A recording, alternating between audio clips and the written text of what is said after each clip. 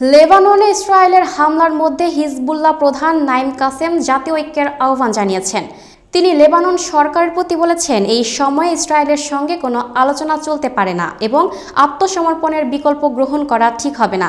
একই সঙ্গে ইসরায়েল দক্ষিণ লেবাননের বিভিন্ন এলাকায় নিরপেক্ষ এলাকা সম্প্রসারণ চালাচ্ছে। বিস্তারিত দেখুন প্রতিবেদনে।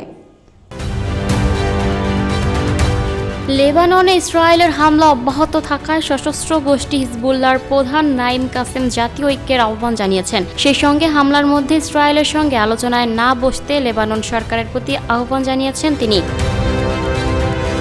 গত 28 ফেব্রুয়ারি ইরানের বিরুদ্ধে যৌথ সামরিক আগ্রাসন শুরু করে ইসরায়েল ও যুক্তরাষ্ট্র। হামলায় প্রথম দিনই ইরানের সর্বোচ্চ নেতা আয়াতুল্লাহ আলী খামেনি সহ বেশ কয়েকজন শীর্ষ নেতা নিহত হন। জবাবে পাল্টা হামলা শুরু করেন ইরান। এই লড়াইয়ে মিত্র হিসেবে ইরানের সঙ্গে যোগ দিয়েছে লেবাননের সশস্ত্র সংগঠন হিজবুল্লাহ। ইরানের প্রয়াত সর্বোচ্চ নেতা আয়াতুল্লাহ আলী খামেনির মৃত্যুর প্রতিশোধ নিতে গত 2রা মার্চ থেকে ইসরায়েলের বিরুদ্ধে হামলা শুরু করে হিজবুল্লাহ। ফলে ইসরায়েলি বাহিনীর পাল্টা শিকার হচ্ছে। রাজধানী বৈরুত সহ লেবানন জুড়ে নজিরবিহীন বিমান হামলা চালাচ্ছে ইসরায়েল। সেই সঙ্গে চলছে স্থল অভিযানও। ইসরায়েল দাবি করছে তারা লেবাননের ভেতর একটি নিরপেক্ষ অঞ্চল তৈরি করেছে এবং তা সম্প্রসারণ করছে। 2000 সালের আগ পর্যন্ত প্রায় 2 দশক লেবাননের দক্ষিণাঞ্চল ইসরায়েলের দখলে ছিল।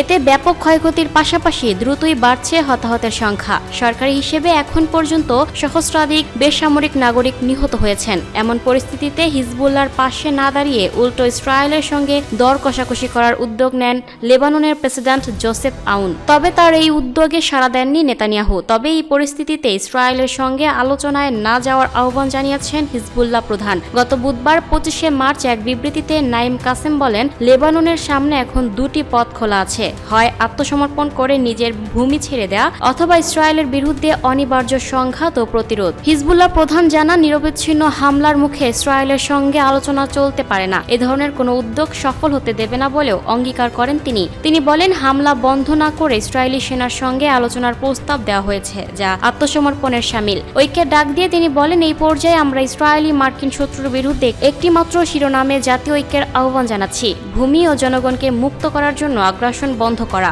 অন্য সব বিষয়ে পরে আলোচনা করা যেতে পারে। এদিকে ইসরায়েল লেবাননের বিরুদ্ধে হামলা অব্যাহত রেখেছে। সীমান্ত থেকে প্রায় 30 কিলোমিটার দূরের একটি অবস্থান থেকে লিটানি নদী পর্যন্ত ভূখণ্ড দখলে নিয়েছে দেশটির সেনাবাহিনী। এই অংশটিকেই তারা বাফার জোন বা নিরপেক্ষ এলাকা দাবি করছে। ইসরায়েলি প্রধানমন্ত্রী বেনিয়ামিন নেতানিয়াহু জানান, সামরিক বাহিনী ইতোমধ্যে একটি প্রকৃত নিরাপত্তা জোন তৈরি করেছে এবং এখন সেটার সম্প্রসারণ করে লেবাননের অভ্যন্তরে নিয়ে যাওয়া হচ্ছে। তিনি দাবি করেন, ইসরায়েলের বিরুদ্ধে যাতে স্থল পথে ও ক্ষেপণাস্ত্র হামলা না আসে তা নিশ্চিত করতে আরও বড় নিরাপত্তা জোন তৈরি করা হচ্ছে। Lucky Akter, up to date news, Dhaka.